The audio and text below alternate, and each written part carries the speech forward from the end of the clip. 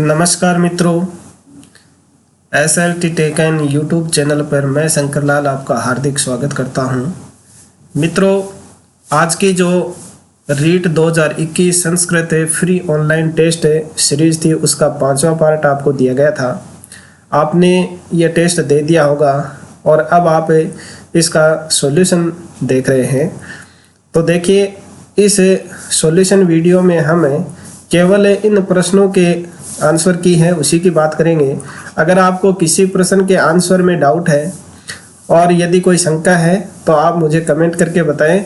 उस पर्टिकुलर प्रश्न का ही हम एक विश्लेषण युक्त वीडियो है वो बना देंगे, क्योंकि हर प्रश्न है वो डाउटफुल नहीं होता है, इसलिए हम ज़्यादा टाइम वेस्ट नहीं करने वाले हैं। मैं केवल इनका आंसर है वो आपको इस वीडियो में बताऊंगा। और अगर आपको किसी प्रश्न का विश्लेषण चाहिए तो आप उस प्रश्न सहित आपकी जो शंका है वो कमेंट करके बता दें। इस टेस्ट सीरीज में आपको वाच्य परिवर्तन और उच्चारण स्थान से संबंधित परीक्षा की दृष्टि से 20 महत्वपूर्ण प्रश्नों को दिया गया था। कई बार ये परीक्षाओं में पूछे भी गए जा चुके हैं, ये प्रश्न मेरे द्वारा दिए गए हैं वो, तो इसलिए इन प्रश्नों में किसी में भी आपके डाउट है तो उस डाउट को आप क्लियर जरूर कर लें, मुझे कमेंट करें। मैं उस प्रश्न का सेपरेट वीडियो, यानी अगर 5 भी प्रश्न आपके इस टेस्ट सीरीज में डाउटफुल है, उन 5 पर्टिकुलर जो प्रश्न है उनका एक विश्लेषण युक्त स्पेशल वीडियो बना करके आपको दे दिया जाएगा। तो चलिए अब बिना देरी किए देखते हैं इनके क्वेश्चन और आंसर।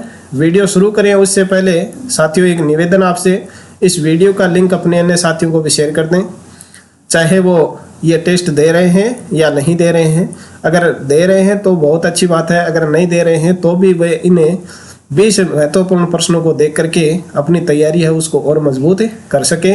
साथ ही यदि आपने अभी तक YouTube चैनल को सब्सक्राइब नहीं किया है तो इसको सब्सक्राइब करके पास में आने वाले बेल आइकन के ऑल बटन को प्रेस कर लें, ताकि इस चैनल पर अपलोड होने वाले प्रत्येक वीडियो की सूचना आपको मिलती रहे। तो चलिए अब देखते हैं प्रश्न 1 का आंसर। पहला प्रश्न ये रहा आपकी मोबाइल स्क्रीन पर। कर्म वाच्य से कर्तरी विभक्ति होती।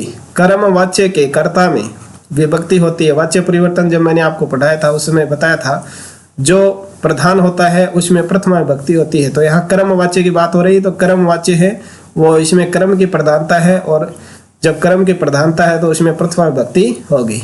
तो इसका राइट आंसर है वो ए का होगा। अब चलिए प्रश्न नंबर 2 की तरफ चलते हैं। और दूसरा प्रश्न ये रहा आपकी मोबाइल स्क्रीन पर। तेन ग्रंथ है पठ्यते इत्यत्र वाच्य है अस्ति। यहाँ वाच्य बताना है कि इस वाक्य में वाच्य कौन सा है। ऑप्शन आपको दिए गए थे कर्म वाच्य, कर्तृवाच्य, भाववाच्य और कौपिन है।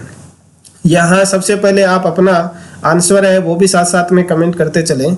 जैसे ही प्रश्न आपकी मोबाइल स्क्रीन पे आ जाता है वीडियो को पॉज कर लीजिए और फिर आप अपना आंसर है वो कमेंट कीजिए। उसके बाद में इसका आंसर है वो आप देखिए।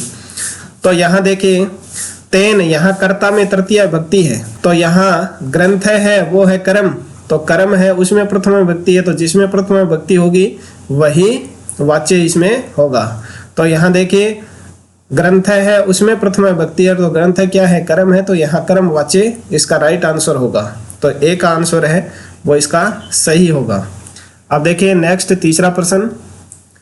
तीसरा प्रश्न ये रहा मोबाइल स्क्रीन पे आपकी। मोहने है ग्रामम गच्छति अस्य कर्मवाच्य रूपम भवति। इसको कर्मवाच्य में बदल करके लिखना होता है। तो इसमें आपको आंसर दिए गए थे मोहने ग्राम है गम्यते, मोहनेन ग्राम है गम्यते, मोहनेन ग्रामम गम्यते, मोहने ग्रामम गम्यते। तो यहाँ देखिए मोहने है प्रथमा है और कर्मवाच्य में बदलना है तो इस कर्ता में हो जाती है तृतीया विभक्ति, तो मोहनेन। तो पहला है ऑप्शन वो तो आपका गलत हो गया, यानी यहाँ तो मोहने है तो यहाँ तृतीया विभक्ति है नहीं, अब 3 में है। फिर देखते हैं यहाँ ग्राम है, ग्रामम ये कर्म है तो इसमें प्रथमा विभक्ति करेंगे तो ग्रामम का क्या बनेगा, ग्राम है बनेगा। तो यहाँ देखिए इन 2 में ग्रामम ग्रामम दिया हुआ है तो ये आंसर है वो भी नहीं होंगे, तो इसका राइट आंसर क्या होगा, बी का होगा। अब देखिए चौथा प्रश्न। चौथा प्रश्न दिया गया था छात्राः नृत्यति अस्य वाक्य से वाच्य परिवर्तनम करोतु। इसका वाच्य परिवर्तन करना है तो यहाँ छात्राः, छात्रा क्या है, यहाँ प्रथमा विभक्ति है छात्रा, तो इसकी बनाएंगे हम तृतीया विभक्ति। तो तृतीया विभक्ति छात्रा की क्या बनेगा, छात्रिया बनेगा। अब आप कर देते हैं छात्रेण। छात्रेण तो छात्र शब्द का तृतीय विभक्ति का होता है, छात्रा शब्द का तृतीय विभक्ति का होता है छात्रया, और छात्रया केवल इसी एक ही ऑप्शन में है, तो इसका राइट आंसर होगा ये बी का। आप साथ साथ में अपना आंसर है वो कमेंट करते चलें। अब देखिए पांचवा प्रश्न, और पांचवा प्रश्न ये रहा आपकी मोबाइल स्क्रीन पर। नृपः विप्राय गाम ददाति अस्य वाक्य से वाच्य परिवर्तनम करोतु। इसका आपको वाच्य परिवर्तन करना है। अब नृपः है वो यहाँ क्या है, प्रथमा विभक्ति है, तो इसको हम तृतीया में बदलेंगे नृपेण। तो यहाँ देखिए चौथा ऑप्शन है उसमें तो नृपाय, ये तो होगा ही नहीं आपका। अब इन तीन में है नृपेण नृपेण। अब ददाती है, ददाती को बदलेंगे हम दीयते, तो तीनों में दीयते है फिर से। अब यहाँ दो क्रम आ गए विप्राय और गाम। अब इनमें क्या करें, तो देखिए जो द्विक्रमक धातुएं होती हैं उसमें जो गौण क्रम होगा उसमें प्रथमा विभक्ति का प्रयोग होगा। तो यहाँ गौण क्रम क्या है, गाम। गाम है यानी गाय है वो गौण क्रम है, तो इस गाम है उसमें प्रथमा विभक्ति का प्रयोग होगा तो गो होगा। तो नृपय का तो हो जाएगा नृपेण, और विप्राय है उसका विप्राय का विप्राय ही रहेगा, और ददाती का दीयते, और गाम है उसमें प्रथमा विभक्ति होगी तो गो होगा। तो यहाँ इसका राइट आंसर होगा ए का, नृपेण विप्राय गो दीयते। अब देखिए नेक्स्ट प्रश्न। नेक्स्ट प्रश्न, अहम त्वाम पाठयामि, अपना आंसर कमेंट कर दें। अस्य क्रमवाच्य रूपम अस्ति, इसका क्रमवाच्य में रूप बनाना है। तो यहाँ देखिए आपको ऑप्शन दिए गए थे, मया त्वम पाठ्यते, मया त्वाम पाठ्यसे, मया त्वम पाठ्यसे, अहम त्वया पाठ्यसे। इंपॉर्टेंट प्रश्न है ये। तो अहम का सबसे पहले तृतीय विभक्ति में बनाएंगे तो मया बनेगा।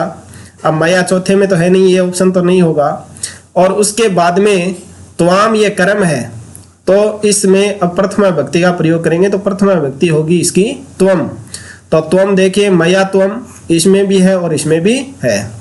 अब आगे पाठ्यामी है, पाठ्यामी का बनेंगे तो ये पाठ्यामी है उसका आत्मनेपदी में जो त्वम शब्द है उसके अकॉर्डिंग बनेगा। तो त्वम शब्द है वो मध्यम पुरुष का एकवचन होता है, तो मध्यम पुरुष का एकवचन बनेगा पाठ्य से। तो इस तरह से इसका राइट आंसर क्या होगा, सी का, मया त्वम पाठ्य से, ये होगा इसका राइट आंसर। अब देखिए सातवां प्रश्न। सातवां प्रश्न दिया गया था स गाम दुग्धम दोग्धि, ये भी यहाँ द्विक्रमक धातुएं हैं यानी दो क्रम है इसमें। तो यहाँ अस्य कर्मवाच्य रूपम अस्ति, यहाँ कर्मवाच्य का रूप होगा तो स का कर देंगे तेन, तो तेन है वो सभी ऑप्शन में है। और यहाँ द्विक्रमक धातुओं के द्वारा दोग्धि यानी दूने की क्रिया के द्वारा हमें दुग्ध इच्छित है, तो यानी ये तो हो गया आपका प्रधान क्रम। अब गौण क्रम कौन सा है, गा है, गाम है, तो इसमें प्रथमा विभक्ति का प्रयोग होगा। तो गौण क्रम है उसमें प्रथमा, तो गाम का गो होगा। तेन गो दुग्धम दोग्धि, दोग्धि दोग्धि तो ये आ गया, तो ये दोनों ऑप्शन होंगे ही नहीं, दोग्धि की जगह करेंगे दूयते। तो यहाँ इसका राइट आंसर होगा डी का, तेन गो दुग्धम दूयते। अब देखिए आठवां प्रश्न। आठवां प्रश्न दिया गया था वयम अजाम नयामय अस्य कर्मवाच्य रूपम अस्ति, इसको कर्मवाच्य में बदलना है। तो वयम देखिए ये बहुवचन का रूप है, तो इसका प्रथमा का बहुवचन है, तो अब तृतीया का बहुवचन बनाना है। तो तृतीया का बहुवचन ये अस्मद शब्द है, अस्मद शब्द का बहुवचन बनेगा मया अवाभ्याम अस्मा भी, तो अस्मा भी ये पहला ऑप्शन तो होगा ही नहीं, इसमें अस्मा भी है ही नहीं। और फिर नयामय, अब यहाँ भी नयामय है उसको बदलेंगे नीयते, और अजाम है वो कर्म है, तो इसमें प्रथमा विभक्ति करेंगे तो अजाम का बनेगा अजा, तो अस्मा भी अजा नीयते, ये रूप इसका बनेगा। अब आप नियामहे भी कर सकते हैं, तो लेकिन यहाँ नियामहे नहीं होगा, अस्मा भी के अकॉर्डिंग यहाँ ये जो क्रिया वो नहीं बनेगी, इसे अजा के अकॉर्डिंग यहाँ क्रिया बनेगी। तो इसका राइट आंसर क्या होगा, अस्मा भी अजा नीयते। अब देखिए नेक्स्ट नौवां प्रश्न।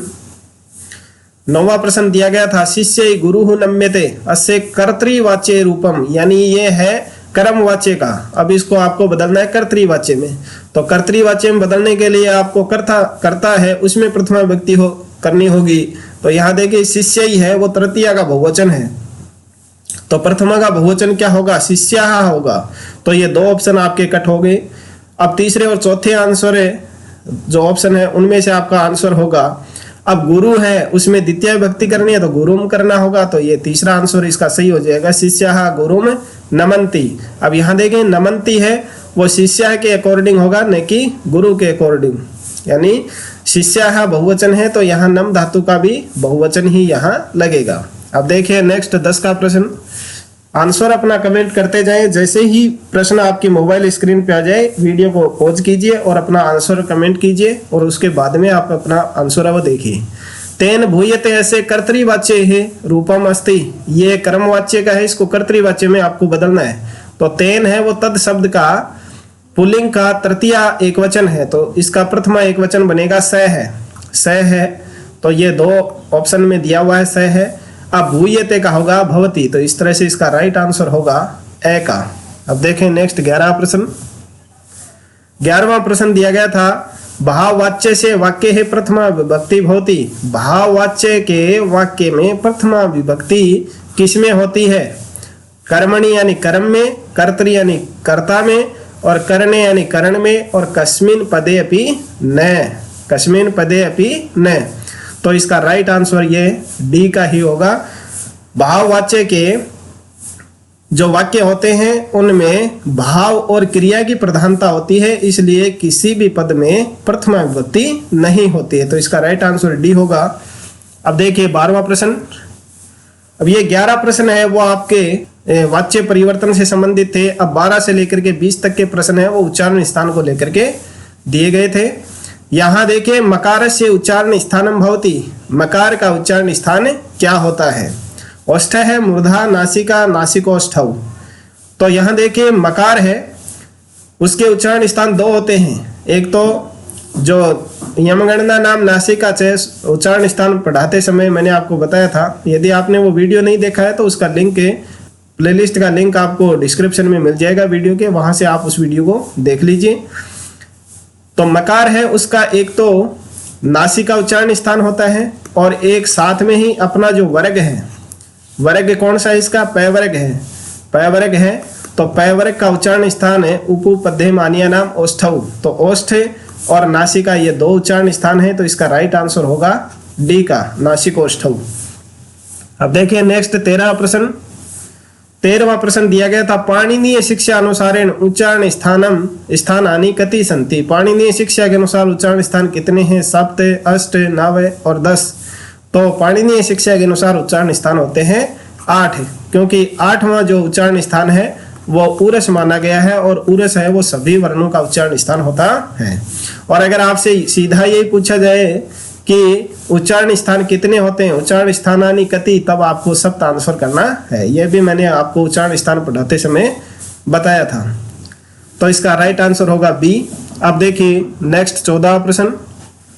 14वां प्रश्न आपको दिया गया था अधोलिखितेषु उच्चारण स्थानम नास्ति, यहाँ नीचे जो अभी मैंने उच्चारण स्थानों की चर्चा की थी 7 और 8 की, उनमें कौन सा उच्चारण स्थान इनमें दिए हुए में से नहीं है? कंठ है, दंत है, गिरवा, मूर्धा।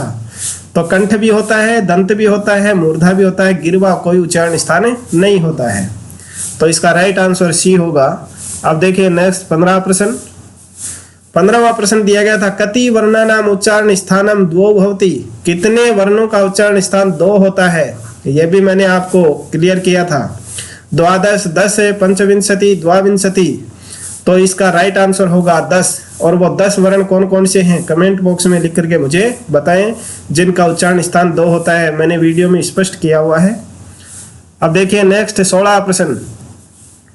16वां प्रश्न दिया गया था विसर्ग से है उच्चारण स्थानम किम भवति, विसर्ग का उच्चारण स्थान क्या होता है? मूर्धा, दंतः, कंठ है, नासिका। तो इसका उच्चारण स्थान पढ़ाते समय मैंने आपको पहले ही पहला सूत्र बताया था, अकु है विसर्जनीय नाम कंठ है, तो विसर्ग है उसका क्या उच्चारण स्थान होता है? कंठ होता है, इसका राइट आंसर सी होगा। अपना आंसर कमेंट करते चलें साथ साथ में, और आंसर लिखें तब आप प्रश्न नंबर लगा करके बाद में लिखें कि 16वां प्रश्न है उसमें सी का आंसर सही है। अब देखें नेक्स्ट 17वां प्रश्न। 17वां प्रश्न दिया गया था ओष्ठ है कस्य वर्णस्य उच्चारण स्थानम नास्ति, ये नास्ति अस्ति इसके ऊपर आपको ध्यान रखना है क्योंकि परीक्षा में इसी तरह से प्रश्न पूछे जाते हैं। ओष्ठ है वो किस वर्ण का उच्चारण स्थान नहीं है। तो बकार से, बकार का तो है यानी ब का तो होता है ओष्ठ, उपद्यमानीय का भी होता है, उकार से भी होता है, जीवा मूल्य से नहीं होता है, क्योंकि जीवा मूल्य जो वर्ण होते हैं उनका उच्चारण स्थान होता है जीवा मूलम। तो यहाँ इसका राइट आंसर हो जाएगा डी। अब देखिए नेक्स्ट 18वां प्रश्न, और 18वां प्रश्न ये आपकी मोबाइल स्क्रीन पे, ऐ इति वर्णस्य उच्चारण स्थानम किम अस्ति। ऐ वर्ण का उच्चारण स्थान क्या है। कंठोष्ठ, कंठतालु, दंतोष्ठ और औष्ठव। यहाँ मैं आपको थोड़ा सा क्लियर कर देता हूँ कि यह ऐ है वो किसके स्थान पर बना होता है। जब वृद्धि संधि आपको पढ़ाई गई थी उस समय बताया गया था, वृद्धि या आप इसको गुण मान लीजिए, ए और ई इन दो वर्णों से मिलकर के ये ऐ है वो बना है, ए या ऐ। तो यहाँ ए का उच्चारण स्थान होता है अकु विसर्जनीय नाम कंठ है, और ईचु यशा नाम तालु। तो इस तरह से इनका उच्चारण स्थान क्या होता है, कंठ तालु। और सूत्र भी आपको बताया गया था, ए दैतो कंठ तालु, ए दैतो कंठ तालु। तो यहाँ इसका उच्चारण स्थान होगा कंठ तालु। अब देखिए 19 का प्रश्न, 19 का प्रश्न दिया गया था, क्षय वर्णस्य उच्चारण स्थानम अस्ति। क्षय वर्ण का उच्चारण स्थान है। अब देखिए क्षय वर्ण है वो क और श से मिलकर के बना है। किससे मिलकर के बना है, क और श से। तो क का उच्चारण स्थान होता है अकु है विसर्जनीय नाम कंठ है, और इसका उच्चारण स्थान होता है ऋतु रसा नाम मूर्धा। तो यहाँ इन ये दोनों उच्चारण स्थान क्षय के होंगे। मूर्धा तालु नहीं होगा, कंठ तालु नहीं होगा, और मूर्धा और कंठस्थ ये इसका राइट आंसर होगा। दंतोष्ठ भी नहीं होगा। अब देखिए इस टेस्ट सीरीज का अंतिम 20वां प्रश्न, और 20वां प्रश्न आपको दिया गया था, नासिकाः कस्य वर्णस्य उच्चारण स्थानम नास्ति। नासिका किस वर्ण का उच्चारण स्थान नहीं है। तो नकार से, अनुस्वार से, विसर्ग से, मकार से। अपना आंसर कमेंट कर दीजिए। और यहाँ देखिए नकार का भी नासिका होता है, अनुस्वार का भी होता है और मकार का भी होता है, लेकिन विसर्ग का नहीं होता है, विसर्ग का कंठ होता है। तो इसका राइट आंसर होगा सी। तो साथियों आज के वीडियो में बस इतना ही। आपके कितने प्रश्न सही हुए वो भी कमेंट करके बता दीजिए। वीडियो और रैंक लिस्ट तथा टेस्ट की सूचना प्राप्त करने के लिए हमारे इस वीडियो के डिस्क्रिप्शन में हमारे टेलीग्राम और व्हाट्सएप ग्रुप का लिंक दिया हुआ है, उसको ज्वाइन करना ना भूलें। साथ ही इस वीडियो को लाइक कर दीजिए, अपने अन्य साथियों को शेयर कर दीजिए, चैनल को सब्सक्राइब करना ना भूलें। मिलते हैं नेक्स्ट वीडियो में किसी अन्य टॉपिक के साथ में। तब तक SLT tech and YouTube channel पर इसी तरह से बने रहें, देखते रहें और सीखते रहें। इस वीडियो को देखने के लिए आप सभी का धन्यवाद।